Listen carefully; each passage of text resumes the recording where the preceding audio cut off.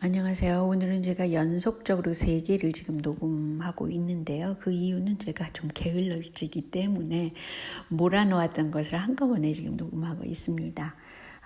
여러분들이 이제 백태웅이라는 사람은 그냥 산호맹을 기억하실 겁니다. 그래서 뭐 사회주의적인, 뭐 빨갱이적인 뭐 이런 것을 막 공격당하고 이랬던 분이죠. 근데 백태웅 교수라는 사람은 지금 하와이대 로스쿨 교수로 있지만 실제적으로는 그 인권에 굉장히 매달리고 있는 사람이에요. 그래서 뭐 북한 문제에 대해서도 인권 문제로 그 유엔에서 제재가 들어갔을 때 한국이 비교적 최근에 그것을 찬성했습니다. 그래서 북한도 굉장히 그것에 대해서 화를 내고 그 문제예시 했었던 적이 있죠. 근데 보통 생각할 때 인권이라 그러면 개인의 권리를 주장하는 겁니다. 개개인의 권리. 그렇지만 사회의 권리, 사회권이라는 것은 사회 전체를 볼 때 어떤 추진해야 될 쪽이다. 이렇게 방향을 잡는 것이 사회주의입니다. 그래서 솔직히 말하자면 이 백태웅이라는 산호맹에 있던 사람들은 인권을 중시하기 때문에 오히려 이 사회주의와는 굉장히 거리가 먼 그런 쪽으로 가고 있어요. 그게 이제 최근의 추세라고 볼 수 있습니다. 그런데 국제인권법에서 굉장히 중시하는 것이 뭐가 있냐면 성소수자 문제입니다. 이 소수자 문제에 대해서 매달리게 된 것은 이 미국의 하와이, 캘리포니아에서 나온 그 민주당 세력 의 정책 때문에 그렇죠. 그 중에 하나가 소로스가 이 정책을 굉장히 지지하고 있기 때문에 인구 감축 정책과 합해져가지고 이렇게 성소수자를 인권을 보호하자. 뭐 이것이 대대적으로 세계화 세력, 글로벌라이징 세력들이 추진하고 있어요. 근데 이 백태웅에 대해서는 미국에 데려가서 보통 그렇잖아요.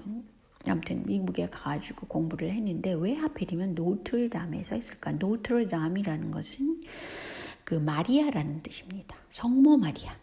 성모 대학이라는 소리죠. 노트르담이라는 것은 불어로 성모라는 소리예요. 그러니까 얼마나 이게 제수익 교단과는 연관이 어떻게 돼 있는지는 몰라도 이 성소수자 문제에 매달릴 수밖에 없는 거죠. 그러니까 글로벌 세력들은 지금 그 성소수자 문제를 굉장히 중시를 하고 있기 때문에 심지어는 그 북미에서 보면은 가령 스타벅스라든지 이런 그런 대기업에서 그 글로벌 세력이잖아요.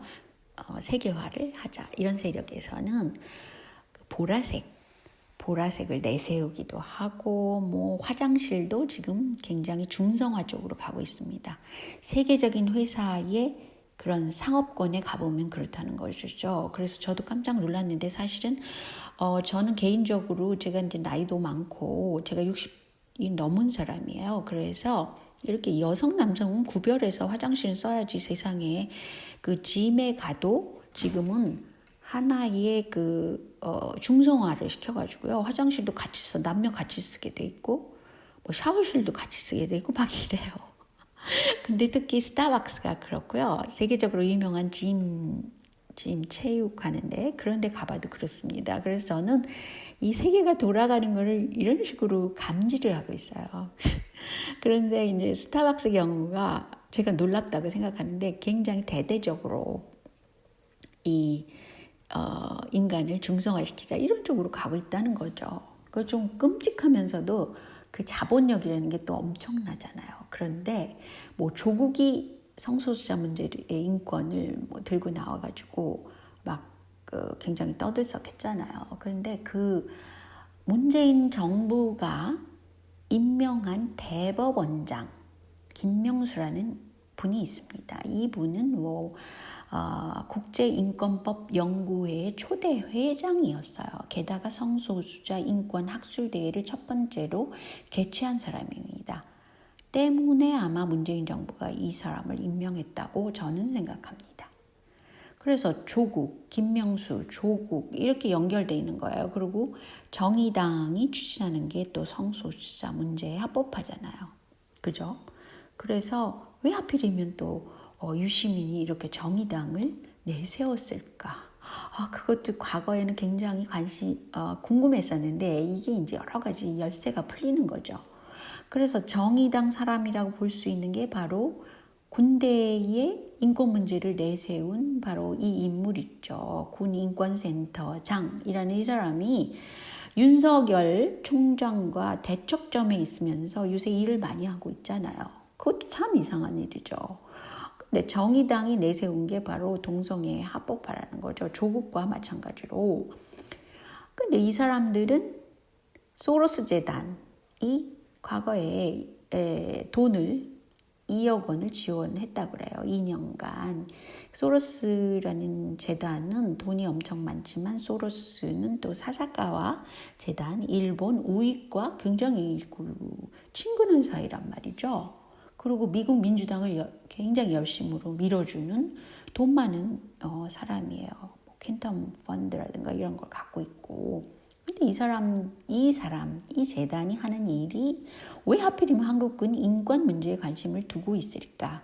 그렇다면 인권 문제라는 거는 그 서열 문제가 굉장히 심각하잖아요. 한국은 권위적인 사회 문화를 갖고 있기 때문에 이거는 서서히 바뀌어져야 된다고 저도 보고 있습니다. 근데 왜 하필이면 성소수자 문제를 그 대리인인 사람을 통해 가지고 그 동성애 문제를 적극적으로 들고 나왔을까? 이거 굉장히 궁금하지 않으세요?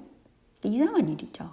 그래서 결론적으로 말하자면 그 백태웅, 산호맹의 백태웅 이 교수가 들고 나온 게 인권 문제랍니다. 그래서 아시아의 인권 문제를 대대적으로 연결시켜가지고 뭘 하자 이런 사람이 백태웅 교수예요. 그리고 박원순 시장이라든지 뭐 조국이라든지 굉장히 연결고리가 강합니다. 이 사람들이. 결국은 성소수자를 위한 뭐 페스티벌을 뭐 도시마다 열고 뭐 이상한 일이 벌어지잖아요. 사실은 한국에 있어서 성소수자의 그 퍼센테이지가 서양보다 훨씬 적습니다. 그리고 그 사람들의 인식이 아직은 권위적인 사회이기 때문에 성에 관해서는 뭐 뒷구멍으로 무슨 짓을 하는지는 몰라도 굉장히 보수적인 사람들이 다수예요. 그런데도 불구하고 거기다가 이제 돌을 날리는 거죠. 그래서 김명수, 조국, 또 문재인 대통령, 또 군인권센터장 너무 웃기지 않아요? 그리고 유시민, 정의당, 소로스 재단 뭐 이런 것들이 다 연관돼 있다는 것이죠.